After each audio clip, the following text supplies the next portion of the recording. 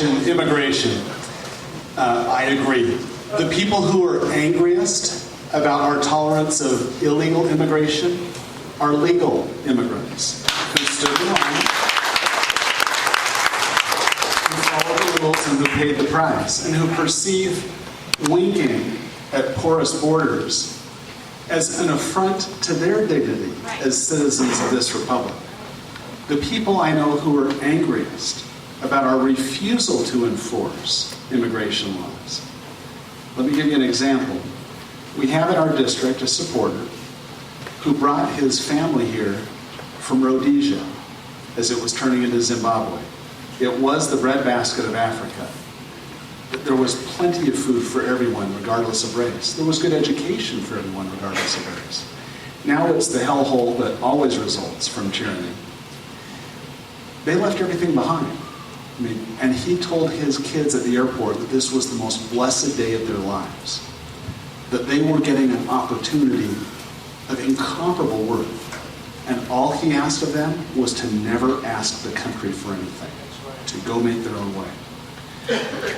Arizona, despairing of the federal government enforcing its own laws, has adopted an eminently sensible law that simply says, if you're violating the federal immigration law, that is itself a state misdemeanor.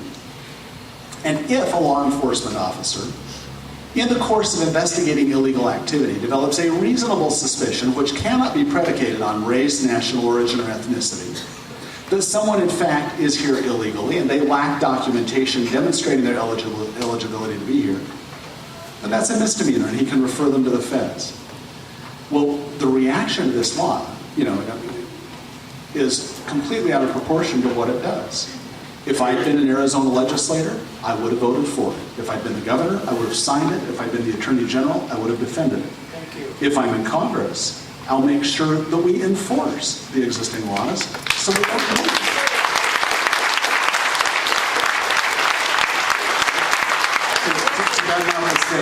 Second question.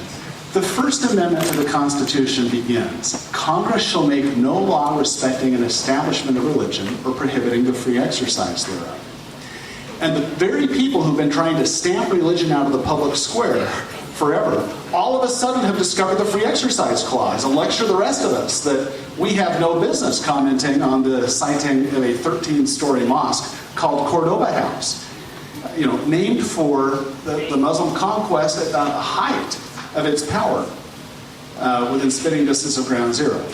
Well, you know what? They're right. The Constitution doesn't allow us to prevent any faith from building its place of worship. But that very same Constitution, in fact, that very same amendment, gives us the right peaceably to assemble. I trust that New Yorkers will peaceably assemble.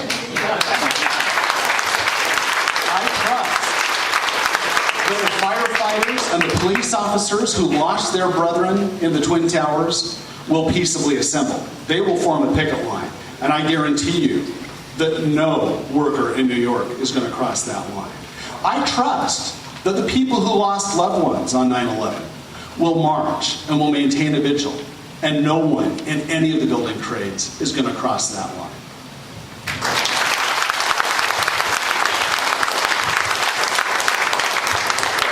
These are a couple of good questions. I love these.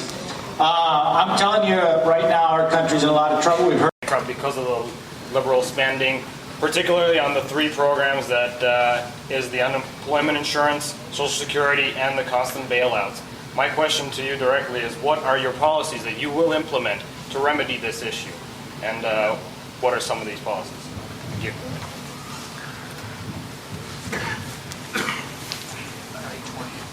When we talk about budgeting in my family, we don't start this discussion by saying, well, what should we cut that we're buying now? I mean, there's a reason you get everything. We start by saying, how much are we earning? How much is available? What are our priorities? Once we prioritize things, what will it take to satisfy the priority? And if expenses exceed income, then we start figuring out, okay, we've prioritized things, let's start at the top and work down. I hate to give an answer that sounds so elemental, but in the absence of a budget, it's hard to even have a discussion about the relative merits of various programs. I can offer a couple of thoughts, though. Go back to the end of the Clinton administration. A Democratic president who'd won re-election by a healthy margin.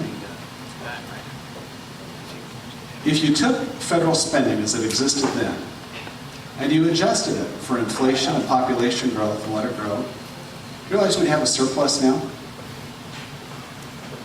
Now, if you let me do anything I wanted to solve the problem, I would say, take the members of Congress, lock them in a hall, no staff, no notes, no BlackBerries, and only let them fund the programs they can remember. 90% of them will disappear.